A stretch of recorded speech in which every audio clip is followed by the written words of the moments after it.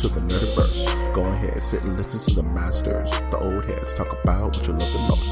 Video games, comics, movies, and everything you need to maintain your week. Got the knowledge that's straight out the ether. Gonna need a drink and have to take a seat to expand your mind and listen to the speaker. Mike and the squad's gonna give you what you need. Please send in the question, come and get some answers, learn a couple lessons from the masters with the special guests. We got the Green Lanterns glowing on their chest. Yes, please sit back and relax, cause we're gonna hit you with them stone cold facts. And allow me to be the very first to welcome you to the masters of the Nerdiverse.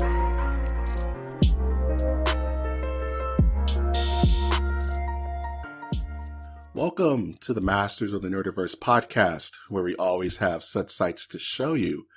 This neo-technical marvel of a podcast can be found on iTunes, Stitcher, Spreaker, SoundCloud, YouTube, iHeartRadio, Google Play, and Spotify. I'm, of course, your host, Mike G. Also with us is our also host, Ozzy Austin.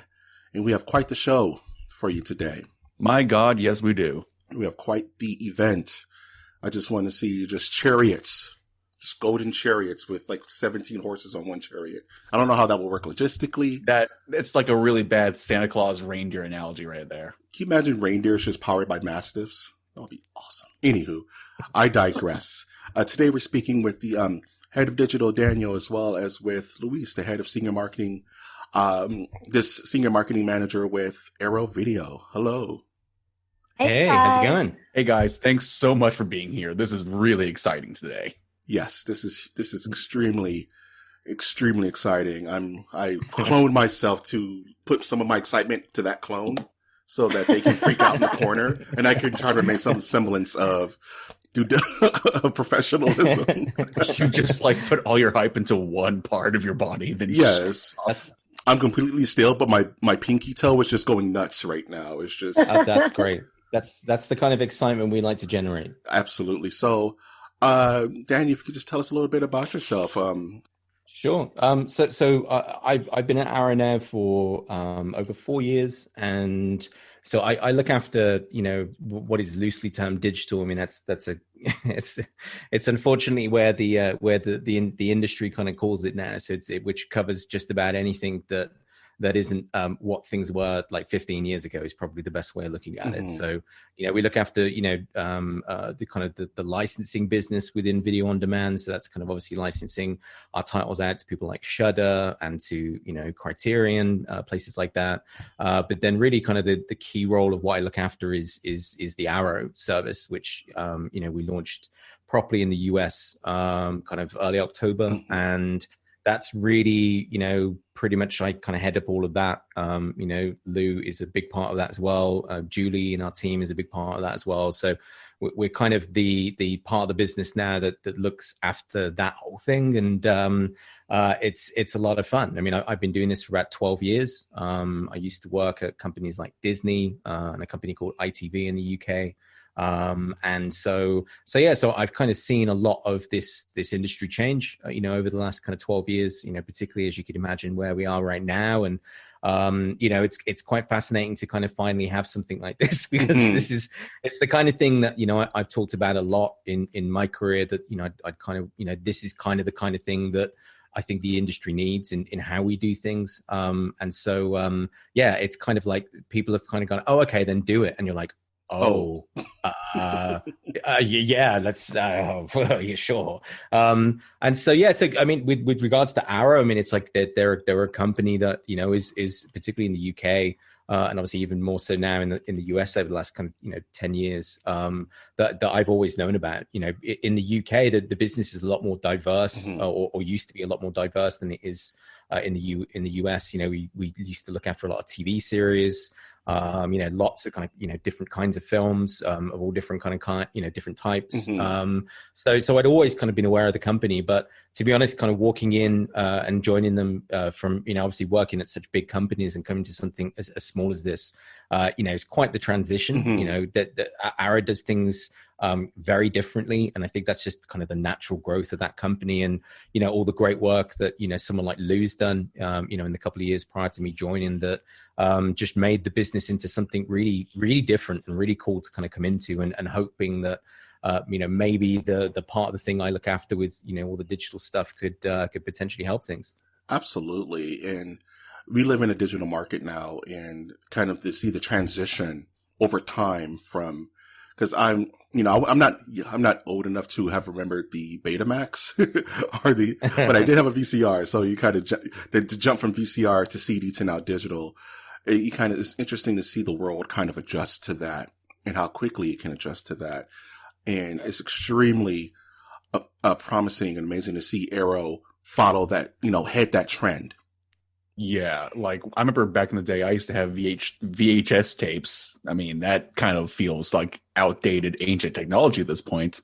Then we used to have a DVD collection. Now it's just, oh, well, I'm just going to go stream instead. I'm going to save space. And it's really just kind of fascinating. People are wanting to minimalize and just eliminate physical space and just expand on digital space. Mm-hmm.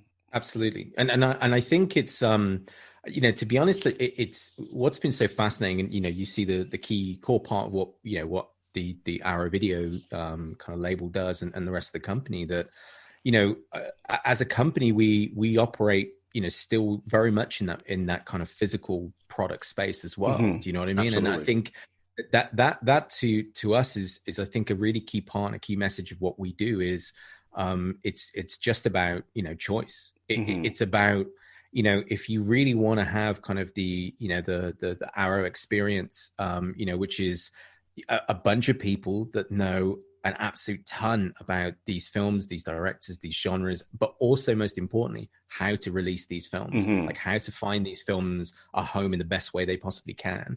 And that's what you've got across the whole company. So when you're looking at whether that's, from the digital perspective, whether that's from, the physical perspective, I think the one thing that we do really, really well, which I think a large part of the, the film world nowadays, particularly the bigger studios, it's all about, it's this or this.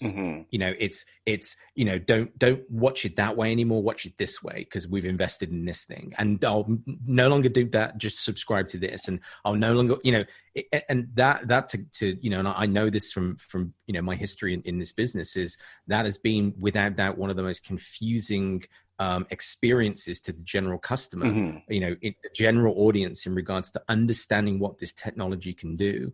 And unfortunately, you just had a lot of people in charge for a long time that didn't know how this thing fit in their business. Right. And unfortunately, it meant that, it was quite confusing. But I think now it's great that instead of trying to force audiences to go, right, don't do that, don't buy it that way anymore, don't invest in it that way, just come and do it here. And I think for us, being able to offer something where you go, here's the full grouping, obviously when, theaters, cinemas were kind of open, we would release stuff at the cinema. We would release stuff on DVD, on Blu-ray, to rent, to buy, to stream, all these options are there.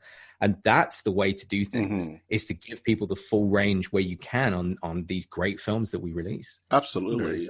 I definitely, and I love that because I'm a collector and I love collector's editions and I love the physical copy, you know what I mean? But at the same time, if I have some friends over, it may just be more feasible for me to stream it, from, directly from the source. So, or to show off my collector's edition, it depends on, and to have those options just opens up your business for just so much more availability of choice. And I love that option, and I love that availability that Arrow provides.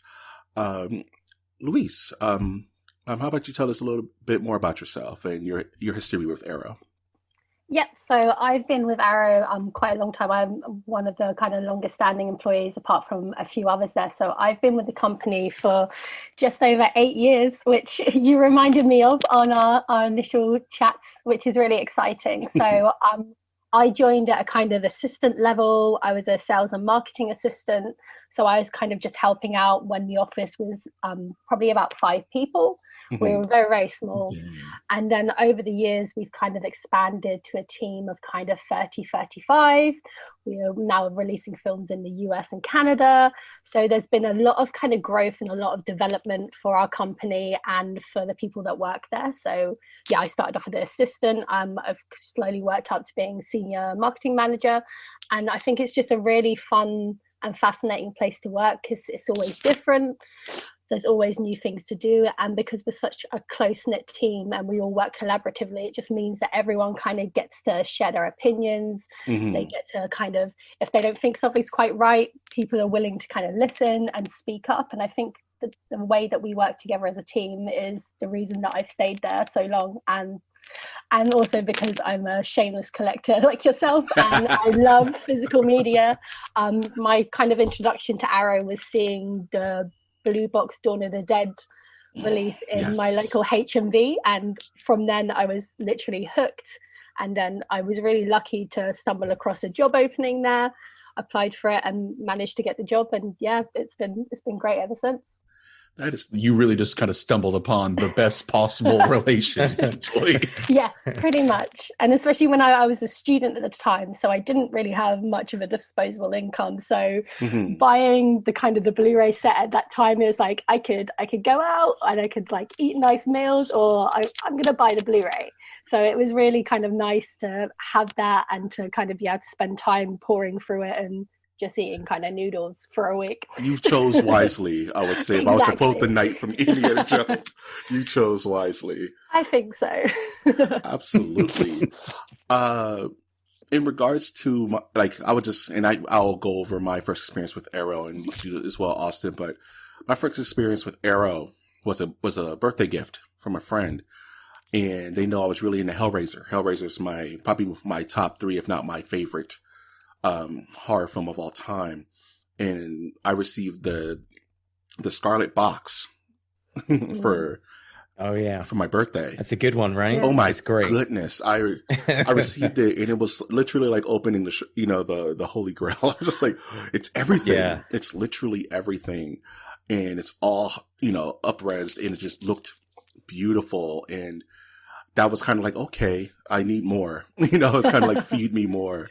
So I kind of felt it's interesting you mentioned that one, because that to me, I'm trying to think. When we released that was 2016, right, Lou? Yeah, I think.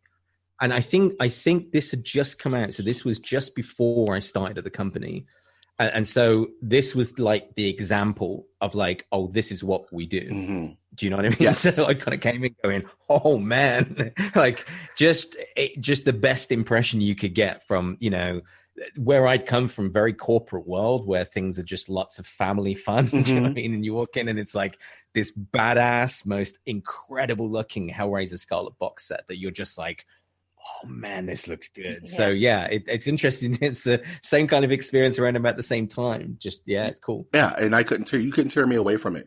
And a lot of it was the behind the scenes and kind of like the capture and speaking with Clive Barker, speaking with Doug Bradley about the process. And that's always enticed me as a horror fan, is knowing the behind the scenes, seeing the makeup effects, kind of seeing how the cake is made, so to speak. And one of the questions I had for you is, in regards to getting access to so much content that is usually locked behind hidden doors, it's not open to the public. Do you find it difficult to gather that kind of data when you are curating and bringing these older films back to life? Yes. Direct. Yes. I love it. Yeah, I think it definitely depends on the release as well. I think for the Scarlet Box in particular, we were really lucky to be working with the Clive Barker archivist, Phil and Sarah Stokes. So they really helped us get a lot of this stuff together and kind of pack out the release. Because we've got quite a lot of connections in the industry, we were able to get kind of an interview with Frank Cotton, as everyone knows, Sean Chapman, which was kind of a really big deal. Like, he hasn't really gone on record to talk about the films in quite a while. So having something like that was incredible. And the producer of this set, Ewan, a lot of this was down to him as well. Like you, he's a huge fan of the release. And when you're working on a title, I guess everyone kind of has a wish list of, oh great, we've got Hellraiser, I would love to be able to port this over, have this on there. And kind of just his hard work and determination also helped to get a lot of the incredible stuff. And sometimes luck, sometimes when we announce a film, someone will kind of get in touch with us and say, oh, I see you're releasing this film, I've got this kind of tape that's never been seen. Do you want to have a look? Would it be something that you could use? So the kind of horror community as a whole, instrumental in helping us kind of work on our releases and make them the best they can be. That is amazing. I think it's. Do you know what? I think that part is what I love about how, you know, that this company works, because it's no lie when you know, I talk about there's a very a kind of realness at the company. Do you know what I mean? It's there's a very genuine kind of approach to what we do. There's, you know, as Lou was just saying, and I'm first put my hand up, like when I first started Arrow, I thought I was a horror fan, and then I start Arrow, and then I work with these people, and I'm like, I know nothing about horror. I know from introduction to experts. Do you know what I mean? Like, I know less than, like, what's necromantic? Like, and it's just like stuff where it's kind of like, you know, that education of these people that work there, you know, from my side, you know, but the expertise is more in the elements of what I do and what I want to do. But I think that idea, you know, around, you know, working with people that are just so passionate about this kind of stuff, and that's what comes through in that end result. That, you know, there are people, like as Lou just said, with Ewan, and even, you know, with Lou, like to me, like Lou in what I do is just turn me on to things that I'm like, that's just incredible. Like I would never have even thought about that, because she knows so much, like so much about so much. This is turning into quite a nice positive podcast. I know, I'm feeling the love. I'm loving this. I know, this is great. But no, but I think that's, again, going back to what Lou was just saying earlier about that collaboration. Like, there's so little ego in all of this. It's a bunch of people that just really love this thing that we do with these really incredible films that we've got.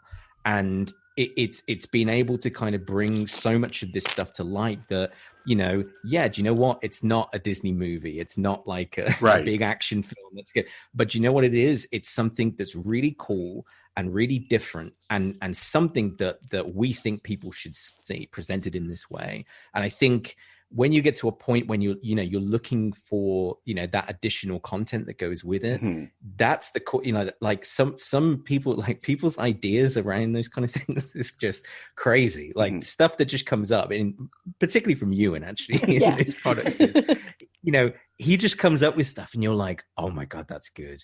Oh, that's really good. And I think it's kind of that ability to do that when it comes to, you know, nowadays, and I wouldn't say this happens every time, but, you know, when you're trying to get an interview with a certain person or a group of people, or trying to access a certain thing that's to do with that film, I think because we've built that reputation of being real, of being genuine, that, you know, no matter who it is, it could be people calling us or us getting in touch with people see we've got that track record of like, oh, these guys, yeah, they get it.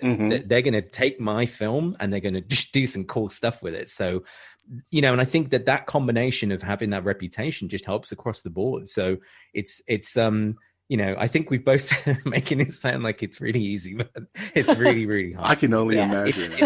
It's a lot of work, but when it happens and when it works, like that, you know, it feels really good. When it doesn't, it sucks. And there's so many things that you guys will never know about, things that didn't happen. But I mean, you can only imagine, right? Jesus, oh, it's hard. It's really hard. And but yeah, no, it's really cool. So I would say I've only been introduced to Arrow recently, if I'm going to be completely honest. Mike just texted me. He said, hey, want to review this movie? It's on Arrow Video. I'm like, okay, cool. I'll do some research. And it's like, I'm just seeing things I love. I see Tremors, the collector's edition on here. I see Oldboy, Ringu. I see all this kind of fun stuff. I'm just like thinking here, I don't see these on like these other streaming services so often. And it's actually kind of cool that these not so mainstream movies are in here, because they're just so fun and zany. And I find new things like Wizard of Gore, which apparently I didn't know is a cult classic. And I had no idea. Now you know. Now you know. Exactly.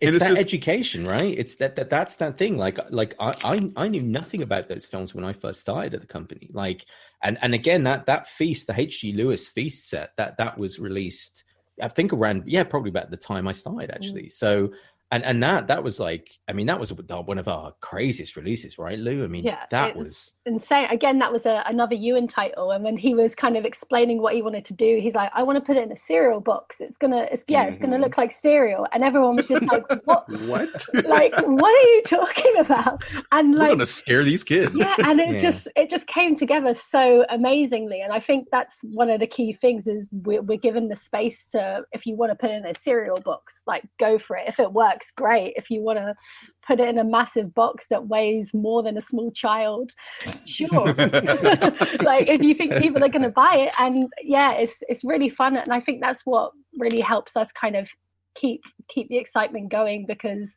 we're always trying to do new things. We're not just going to release films the same way, and this is kind of what we do on digital as well. It's not just throwing the film up there and moving on.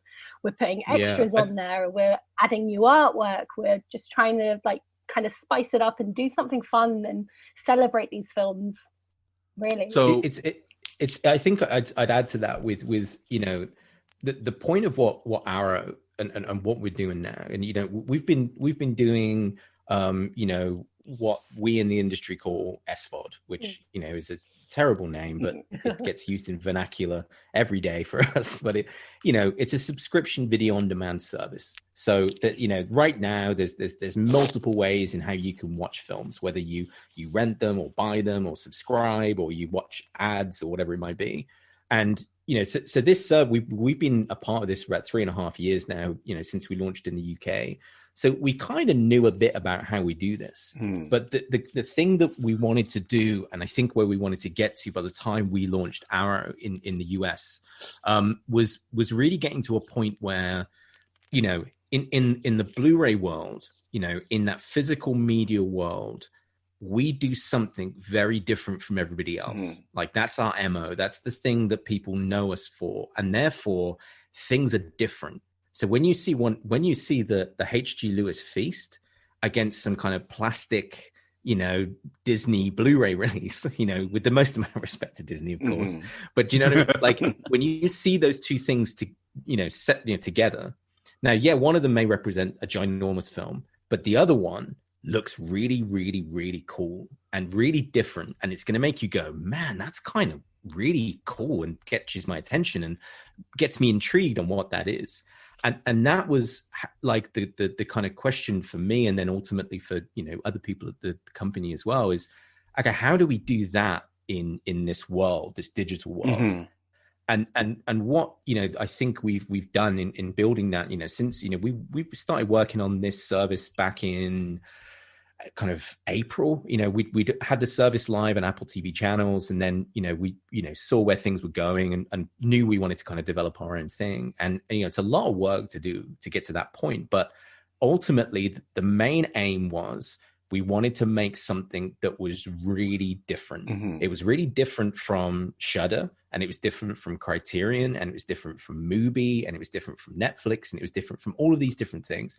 There may be some films that you've seen in other services, but we're going to bring it to you differently. We're going to make use of that artwork. We're going to bring you those additional features. We're going to bring you stuff you've never seen before. We're going to curate seasons and give you our thoughts on what we think you should watch. You know, the seasons we've got on the service right now, I mean, they're all picked by us. Like we sit there and go, hey, do you know what a really good theme would be?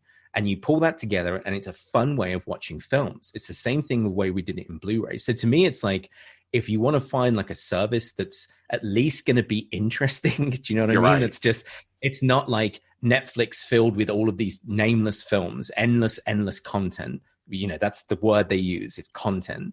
For us, if you want to check out a service that looks really cool, has some really cool films, and guarantee you it will be much more interesting in the fact that we're going to present every one of these films as in the best way we possibly can.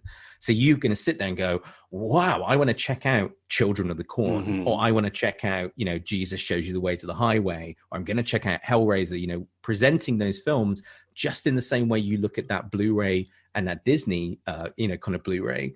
you're going to pick something because it's slightly different. And that's what the service is. It's about looking and feeling different, but giving you a really cool, fun experience that doesn't, I was about to say doesn't take itself too seriously, but that's probably not the right word, but you know what I mean? It's trying to kind of translate the fun and how we do it, into something that hopefully people can pick up. And that's kind of the thing that drew me to Arrow, is you could feel the love that's put into each and every release. My mother, who was my inspiration for horror, she's a big horror fan. So for her birthday, of course, they bought her the Arrow Deep Rising Blu-ray so she can play it on her TV because she loves Deep Rising. Yeah. And something as simple as the custom artwork on the cover sheet is enough to be like, this is different. This isn't your standard, release in theaters poster. Like, someone took time to put some extra love into this rendition of this film. And those artworks are incredible. I love them. Like, oh man, like, it's just, I think that, just using that example in artwork is, when you look back through, a shelf of people's Blu-rays and you see all that incredible art that's on there and all these amazing artists and illustrators that from all over the world as well that we work with, and and Lou works with tons of them, with these guys, and we get so we're blessed. Do you know what I mean, to get that kind of stuff? Like, we're lucky to get that kind of stuff. But do you know what we can do with it on this service is we can blow that up into 4K, and we can take over your screen with it. Like, that's pretty great. That's cool. You know what I mean? Cool. Like, that is the thing. Like, if you really love this artwork, wait till you see it in 4K because it looks crazy. And I think that's, again, to us, like, that's making the best use you can of these incredible bits of art that we are very lucky to use. I gotta say, my favorite piece, if I could have it framed on my wall, I would, is the custom artwork for the Reanimator Blu-ray. It's so beautiful and so simple, and I want it on my wall. I want people to look at it and be like, is that Reanimator? And say, yes. Where did you get that from? Arrow. Is that like your first... Was that your first horror movie, Mike? My first horror movie in life, you guys are going to laugh, was Jaws. Jaws. No, that's classic. That's good. Yeah. It wasn't even movie. I was at Universal Studios Hollywood with my father, and I saw they had this prop 1-to-1 Jaws being hung kind of upside down, and that gave me nightmares. And I eventually had to see it, which further influenced my horror. My mother was like, I can't have this. I can't have a son that's not into horror and is scared. So she had me watch the making of Jaws and with Steven Spielberg and Richard Dreyfuss, and my eyes just widened, and I just became a horror kid from that point on. That was my very first horror. I have to say, I think my first introduction to horror, honestly, is Tremors. I just saw it on broadband, just on TV when I was probably 6 years old, and I just loved it. Granted, it was campy as all hell. But that I think isn't that the kind of the joy of horror? Yes. Like, it's, I think, that there's such a range of stuff. Like, for me, I think it's I gotta say it's probably like Gremlins, which I absolutely call a horror film. Absolutely. Just the but I saw this thing when I was 5. Like, I mean, my girlfriend talk about this all the time. Like, the 80s in the UK is just this Wild West of just putting your kid in front. Because I was doing the math the other day, and I was thinking about the things I watched when I was must have been between the age of 5 and 8. And it's things that now, I wouldn't put my daughter in front of that. Are you insane? It's things where, you sit and watch it going, dude, this is really messed up. And it's, I remember at the age of 8 watching the first Terminator film. Yeah. And that's 8 years old watching the first. No wonder I've turned out the way.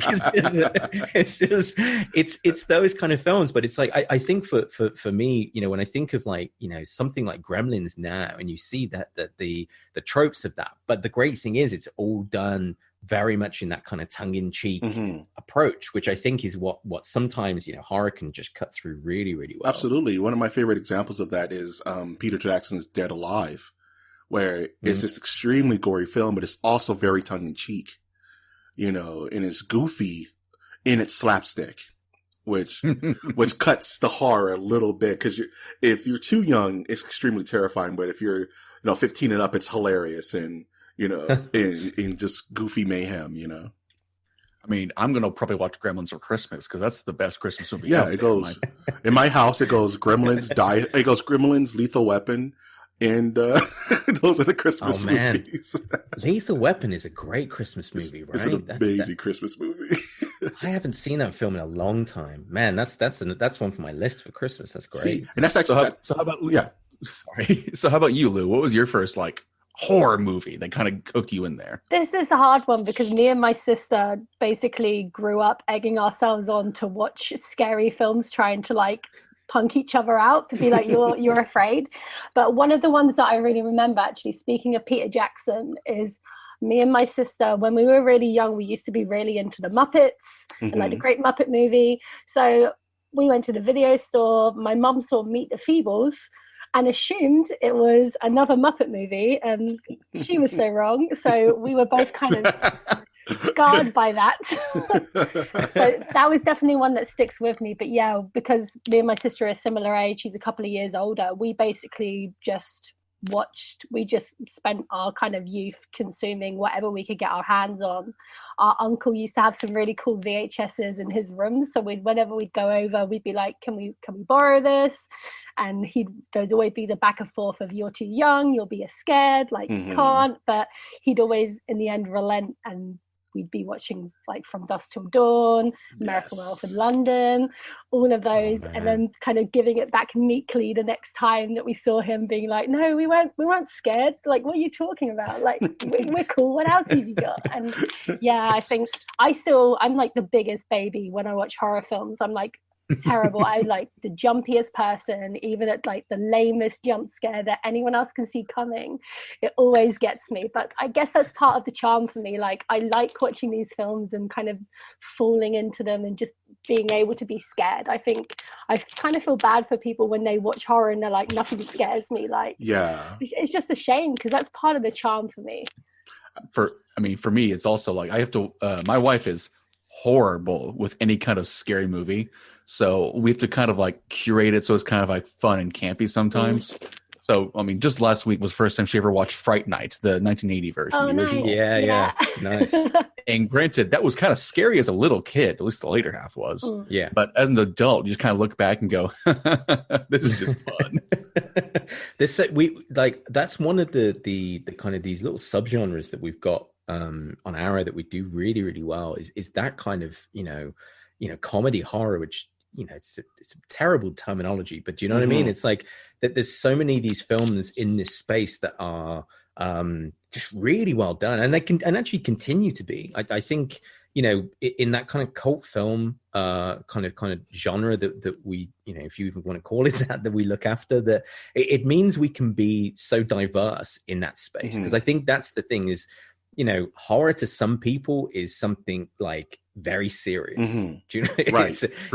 It has to be this, and it has to be mega gory, or it has to be super scary, or it has to be what, and I think that's the kind of joy of it. And I think that's the joy of looking at kind of cult films overall, because I guarantee you that, something Jesus Shows You the Way to the Highway. It's a film we got on the service, which is without doubt one of my favorite films of the year.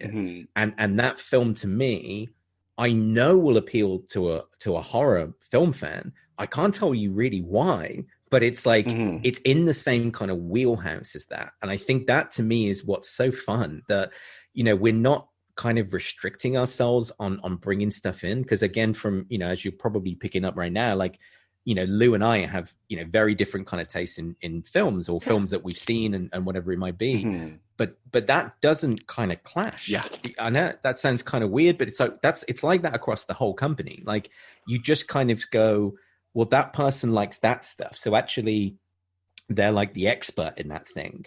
So do you know? So we all can kind of bounce off each other, because there's some stuff that Lou will throw to me that, and I was saying earlier that I'm I don't know what that is. That sounds really cool. What do you think? And it's just, her telling me that she's just like, yeah, this is really cool, and I'm like, right, I'm gonna go check that out because it's great. So it's kind of cool that in just even within our own company, we get to kind of have you get to kind of suggest stuff to people like, oh my god, have you seen this? Did you see the link of that thing that came in? It was this thing, and you're like, no, it's that happens.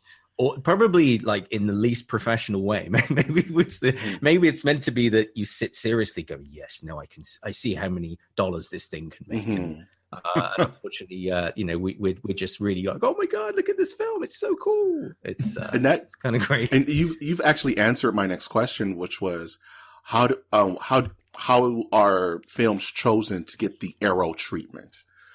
Lou picks them. Yeah, it's just Lou.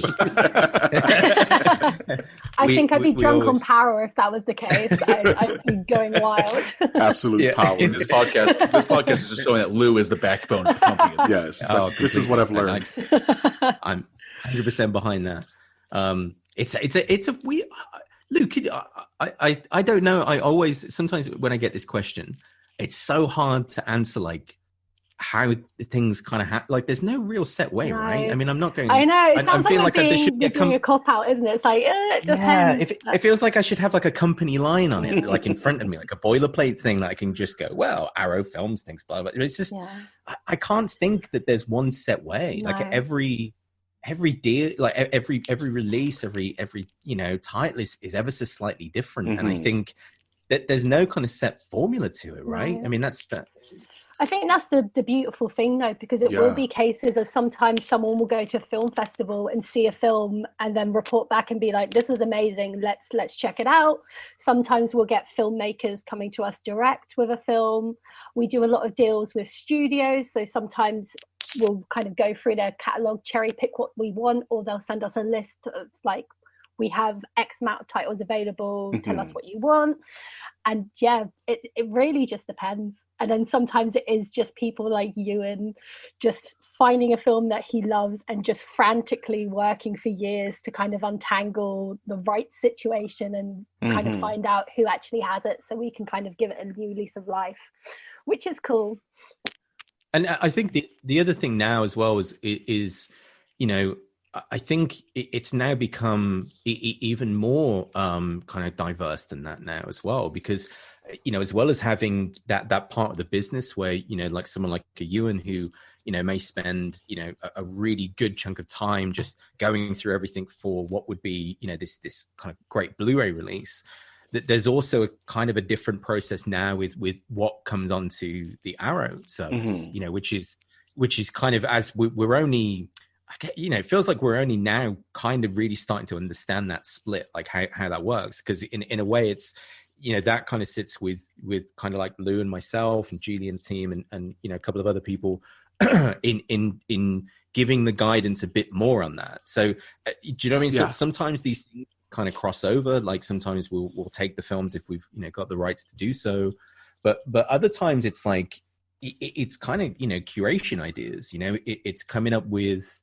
ideas for things that can come from any of us. We've got a guy called Alan in our team who is just incredible at ideas, like stuff that just, we're on this little group chat that like me, Lou, Julie and Alan, and between the four of us, like the ideas that come through are just great. Like, it will be sometimes someone will have like written it at like, 1 a.m. and then you don't get it till like the morning and you're like, wait a minute, what is this?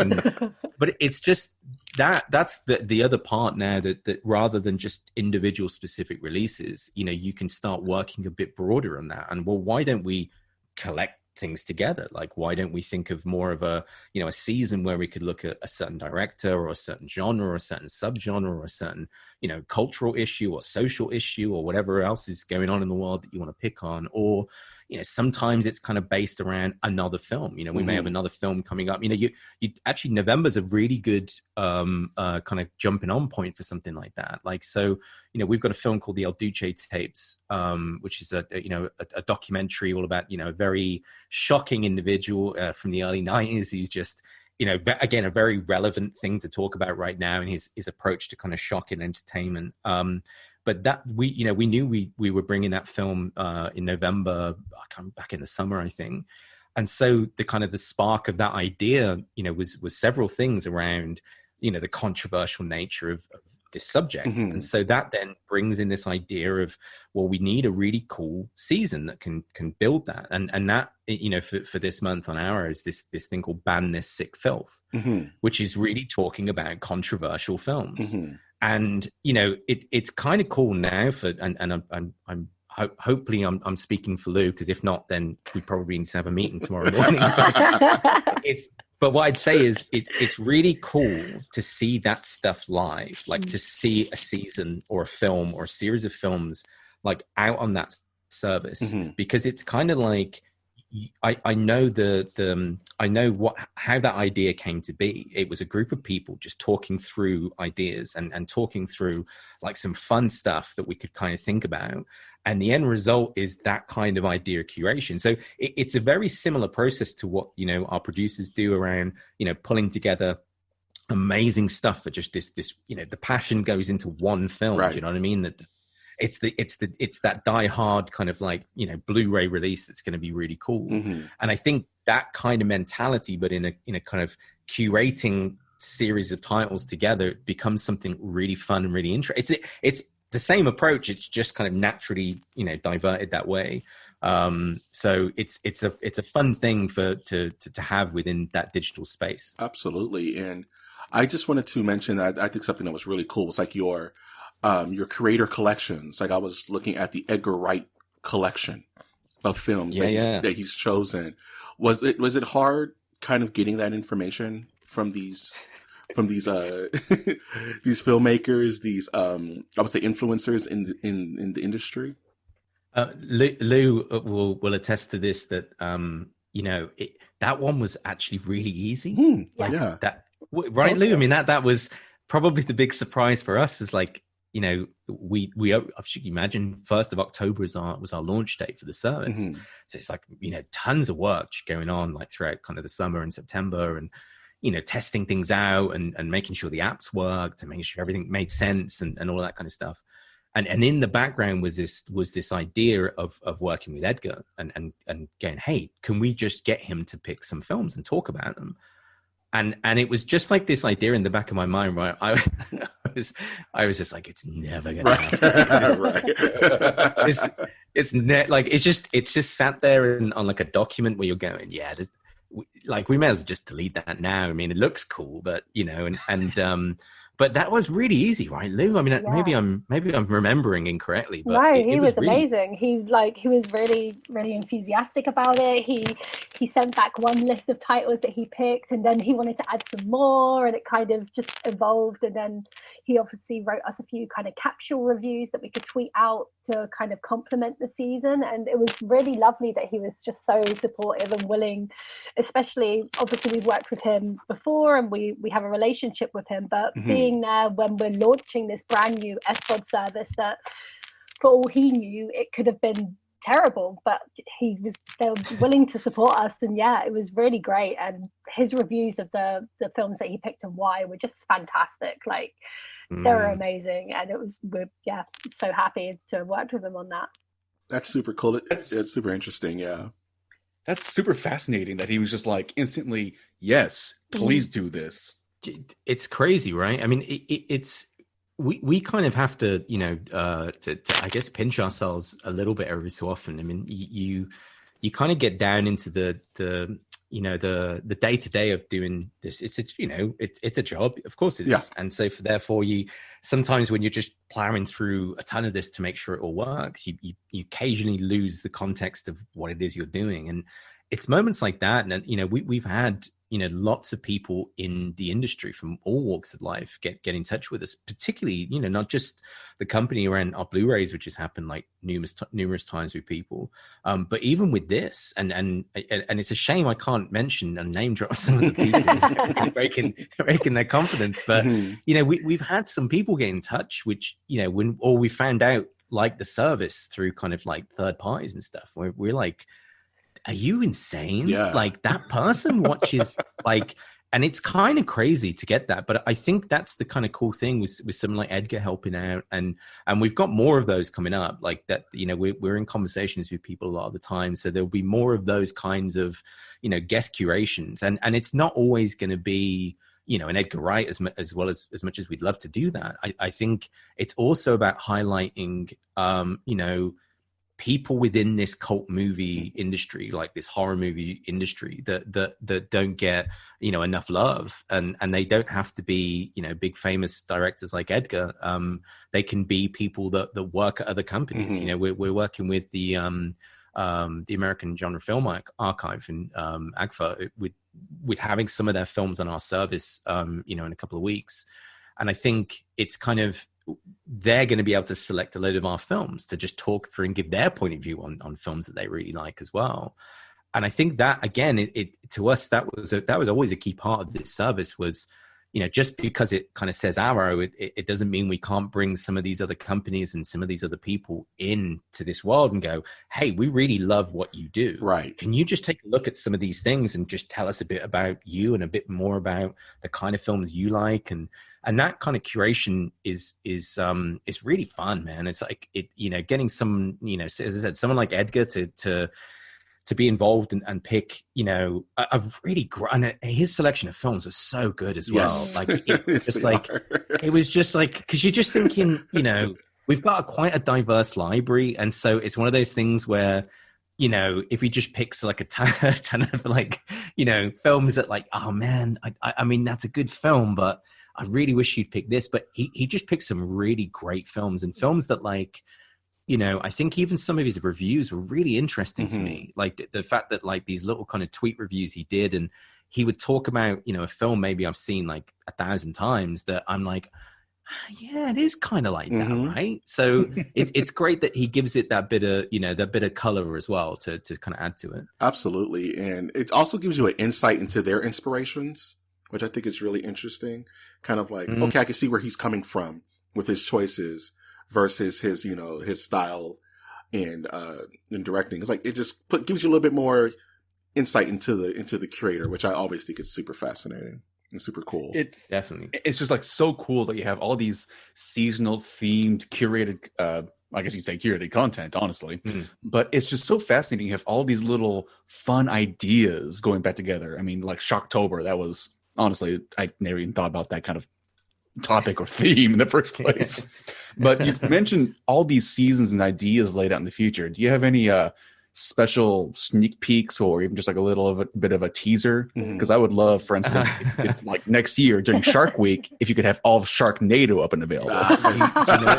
Do you know, there's a conversation about like aquatic horror for sure that we had early this year that we couldn't, like, I think we had like a few films lined up, and we were like, oh man, like we could totally do like a total, like, and not just the typical ones people know. Like, I think, you know, we do really like to dig a little bit deeper into it, but that to me would definitely be a good one. I think the our December is going to be really fun. Yeah. We only kind of, yeah, we had a meeting on Friday, which was really fun because that is literally it. Like we just block out a load of time, you know, every couple of weeks, and we just chat. Like we just talk about, you know, what's coming up, what we're looking at, but you just bounce off. I mean, some of them are just like, you know, I look at notes in front of me right now from that meeting actually, and it's like some ideas that I'm going, dude, what will be on? Like that. Just like, who came up? Oh, it was me. So, but that I think I would say, if we managed to do, do you know what? If we managed to do even half of what we talked about on Friday, it's going to be a really fun December because there's some great stuff there. Awesome. That is super exciting. That's gonna be really fun to just see what happens in that lineup. I'm looking forward to that because I want a red Christmas. Oh, interesting. keep the wall wet, huh? Just red Christmas. Santa Claus is coming and he's not happy. Silent Night, Deadly Night? Question mark. Krampus? Question mark. But yeah, it's one of those things where everybody has their wish list. Like, I think my secret wish list is something to do with like the full moon films. I love those. They're so quirky. You know, like Doll Man and Demonic Toys, and of course Puppet Master and all those strange little movies. Yeah. You know, I did want to ask, for Arrow Video, for your streaming service, do you have any plans on any further integration into, let's say, some of the consoles, like the upcoming PlayStation 5 and Xbox Series X? Do you see that being available on those systems as well, by any chance? I think definitely for Xbox. Mm-hmm. I think that's one that we're already looking at now. So we obviously launched on Android TV yesterday, I think Friday, something like that. I saw that. So that was really cool to finally get that one. So, it was, we've got like quite a range there, but Xbox is definitely planned for next year. I think we're looking at Samsung as well, that they've got a service called Tizen, which is just, the connected Samsung TV thing. But PlayStation, absolutely, we want to do that. I think that to me, I worked with that company on and off for 10 years, and they're always a really interesting company. They go through kind of waves and on how they work, which is really cool. So a Sony app, I think for the PS5, I think is one we're really kind of pushing our developers on at the moment. So I'd see that if we are going to do that, that would probably come kind of next year. But yeah, I think expansion, Xbox, I could see probably sooner. And then, so you've got to remember that we've just gone from only being available on like Apple TV channels to like Roku, Fire TV, Apple TV, Android TV. Like, it's crazy to us. Like we've never been in so many spaces before, so we're just like going, so wait a minute, what the hell is Roku? And you just because and I think we're still getting used to it, but we just keep on going like, hey, should we just launch like another one? And it's like, sure, right. Like that's the Android TV thing came about pretty much in that same way. Like,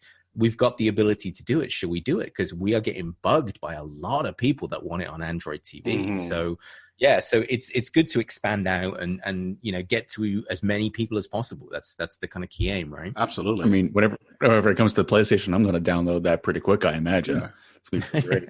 So So I have to say, like, my last question, I always like to have these kind of interviews with like a fun question.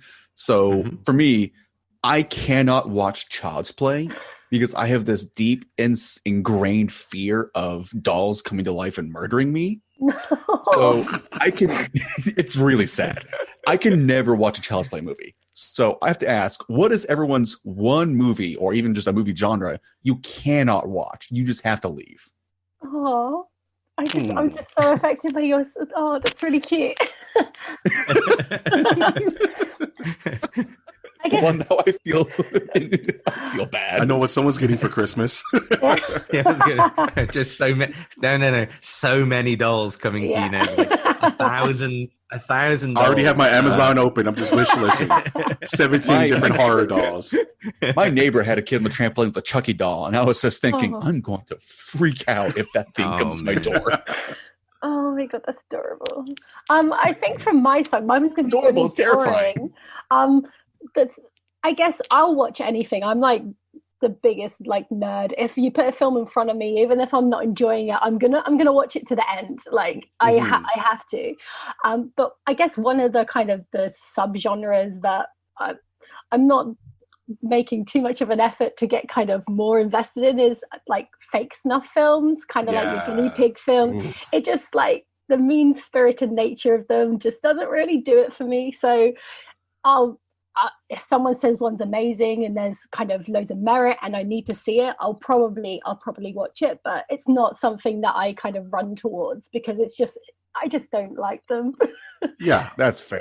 That's more than fair. I'm the same way. Like, I have a certain category of horror films that I just won't recommend because I'm the horror guy in my group. And I'm like, I'm just not going to recommend these to anyone because they may question our friendship after they've watched them, and so, it may actually compromise our friendship. And one of those movies is Martyrs. It's just I can't watch Martyrs. It's just way too heavy. I agree. I mean, can't do it. Like it's that's the thing, man. It's about the subject matter of how things it's the same with something like Mother. Like, it's those kind of films where, do you know what, I've watched it that first time and I totally get what they're trying to say, and it looks incredible, and it's but I can't watch that again. 100%. And the worst thing actually with Mother when I watched that, like, was when my girlfriend was expecting my daughter. The two, and we watched it together, and like the two of us, and I was like, no, this is not. You just start backing out of the living room, right? That's hard. And I think that's the same with something like Martyrs, man, where it's like, I've seen it that one time, and never do I want to see that again. And like, again, I totally get what it's trying to say and whatever. Like we've got shocking stuff on our service. Do you know what I mean? We've got stuff that really, really is hard watching for some people, and that's the point. It's a diverse thing. But I had that with The Strangers, man. Oh yeah, that's a good one. Like we watched that.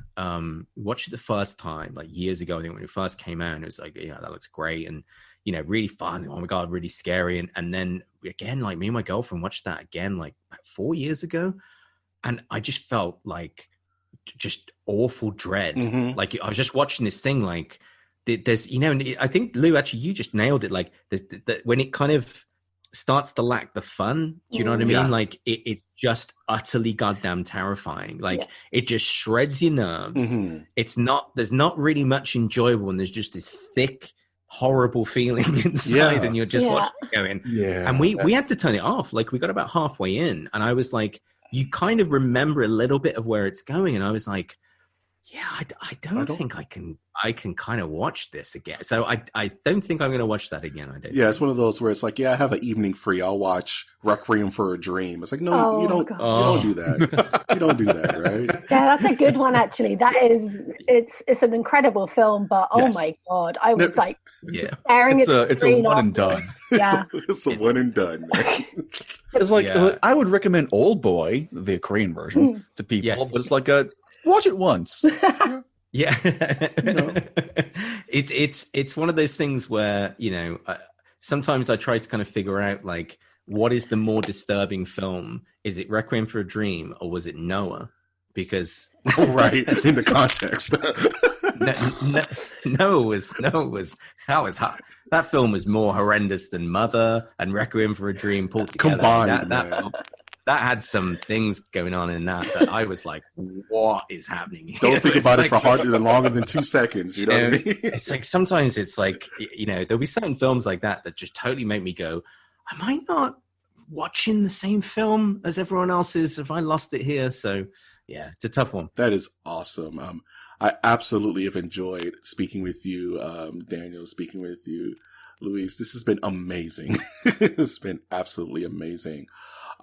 This has honestly been the highlight of my weekend. This has been really fun. Fantastic. Thanks for having us. It was really, really fun. Yeah, it's really great. Absolutely. I definitely. So do you have any closing comments, or just like, I mean, just subscribe to Arrow. There you go. Yeah. Yes. that's my kind of, that was that. It's, we're arrow-player.com, which you can kind of find out a bit more about what it is and what we do. You can get a 30-day free trial, which is, a ginormous amount of time to kind of come and check us out. And, it's, we're always open to kind of hearing ideas about things and hearing ideas about films that people watch and everything else. And, I mean, it's, it's great to kind of get this thing into the US and Canada, and, hopefully, it continues to do as well as it's been doing this last kind of 4 or 5 weeks. Absolutely. And I think you nailed it. I don't really have anything else to add to that. It's perfect. It's spreading the love. It's building the community in brand new ways. And there's always that one person where their first horror will be seen on Arrow Video.